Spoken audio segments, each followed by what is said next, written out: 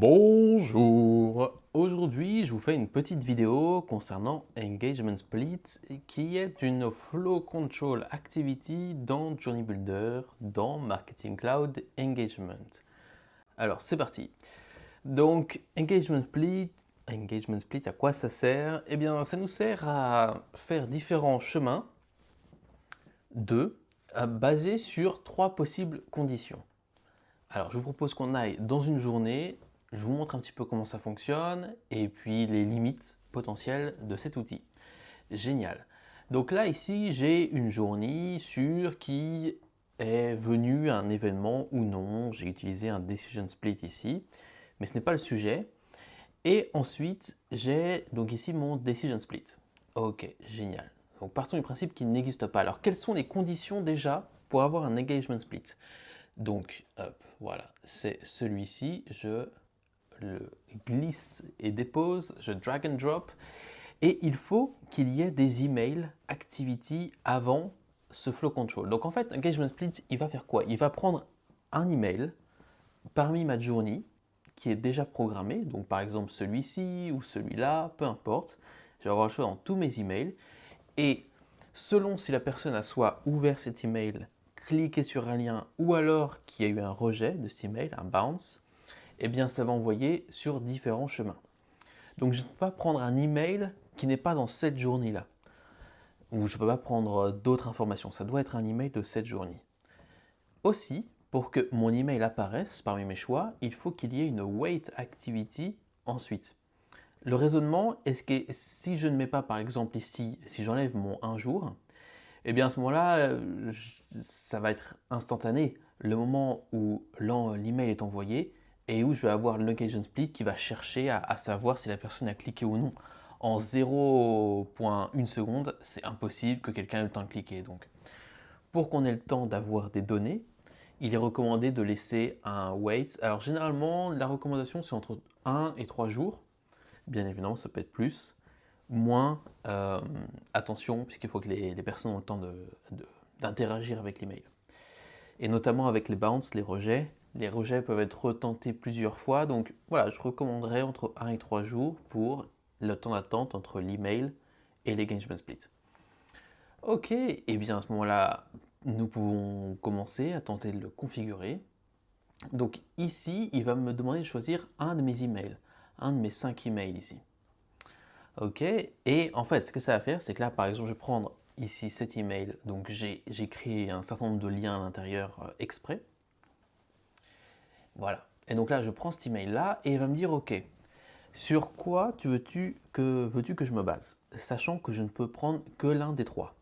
Donc, soit je décide de faire deux chemins différents sur les personnes qui ont ouvert mon email, soit sur les clics, soit sur les rejets. Attention, notre recommandation est plutôt d'utiliser les clics, puisqu'au niveau des ouvertures, avec les nouvelles règles d'Apple et certains fournisseurs de mailbox, de boîtes de messagerie, les ouvertures sont parfois automatiquement oui, puisque parfois ça peut être ouvert par des bots et ainsi de suite, ou alors parfois c'est non ouvert alors que la personne a ouvert, parce que cette personne n'a pas autorisé le tracking dans les emails, n'a pas autorisé les ouvertures d'images et ainsi de suite.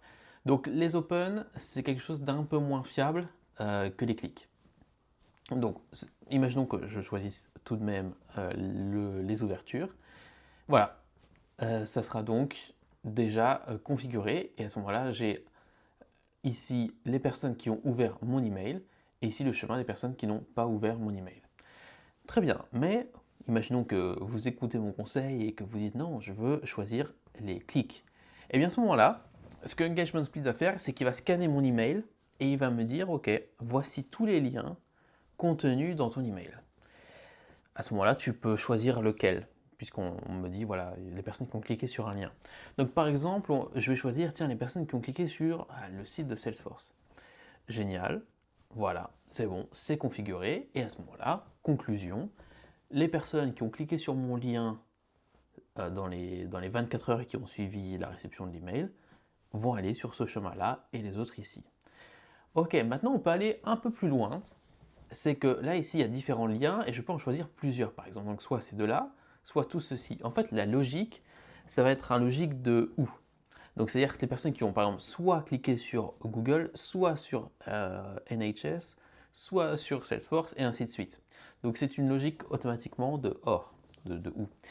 Autre chose, là c'est un peu plus technique, c'est que par exemple vous pourriez avoir des liens dynamiques.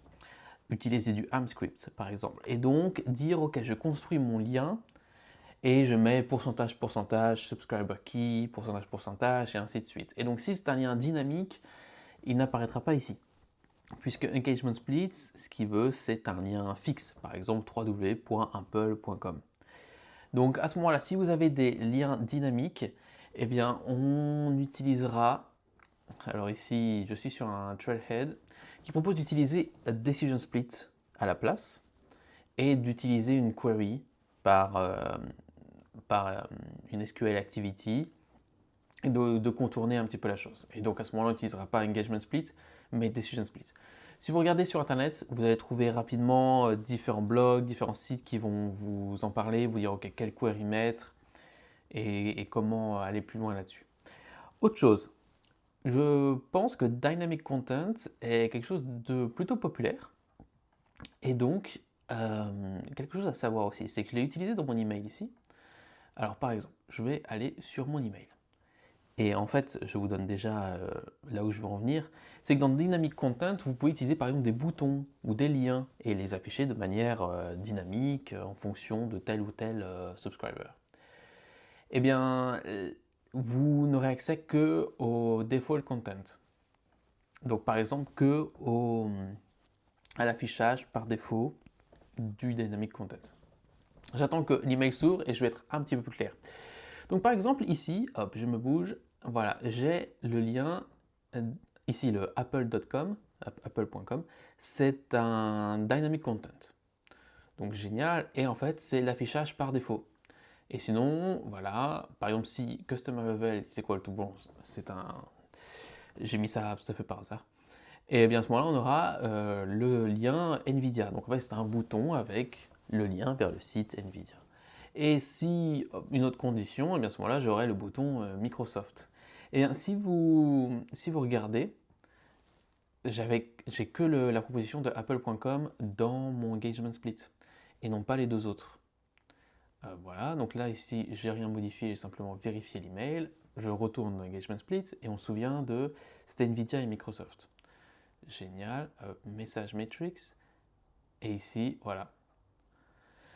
Donc en fait, quelque chose pour contourner. Bon, ici on a le Microsoft, mais quelque chose pour contourner. J'ai pas par exemple apple.com et j'ai plus Nvidia par exemple. Donc là, je sais que c'est un lien qui peut arriver, qui peut être là. Ça va être un lien statique qui ne prend pas de AMP-script ou qui n'est pas dynamique. À ce moment-là, c'est pour ça qu'ici j'aurai add URL. Donc par exemple, je mets www.apple.com. Voilà, génial. Add. Voilà, donc ça va être pour tout cela et ça va être la logique de AMP-script. Ce qu'on peut aussi imaginer, c'est que voilà, on utilise les bounces. Donc par exemple, on dit oui, les bounces peuvent prendre jusqu'à 72 heures. Donc on recommande d'utiliser au moins 3 jours pour avoir le temps au rejet de se retenter durant tout ce laps de temps, durant ces 3 jours. On peut imaginer, j'ai vu ça et je trouvais que c'était une bonne idée de dire ok, s'il y a eu un bounce, s'il y a eu un rejet au niveau de l'email, et bien à ce moment-là, peut-être, si vous utilisez ce canal-là, d'utiliser un SMS. De dire ok, hop, si il y a eu un rejet, là je vais glisser un email, mais voilà, vous m'avez compris. Utilisez un autre canal, utilisez WhatsApp. Et ça peut être assez intéressant pour dire ok, si je ne peux pas joindre cette personne ou pour nettoyer la base de données ou ainsi de suite, ça peut être un cas d'usage assez intéressant.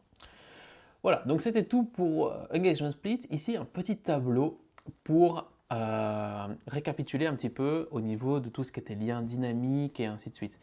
Donc voilà, suivi d'une ouverture globale, on utilisera Engagement Split.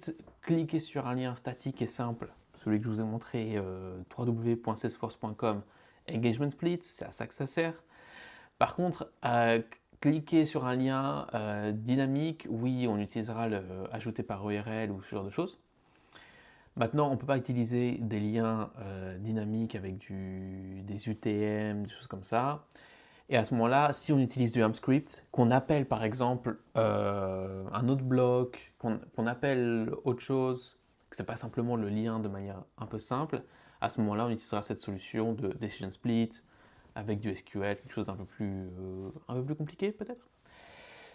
Voilà. C'était tout pour Engagement Split.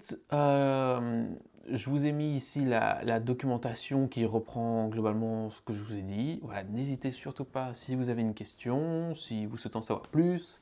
J'espère que ça vous a été utile et n'hésitez pas à me laisser un commentaire, un feedback. Je vous remercie beaucoup et je vous dis à la prochaine.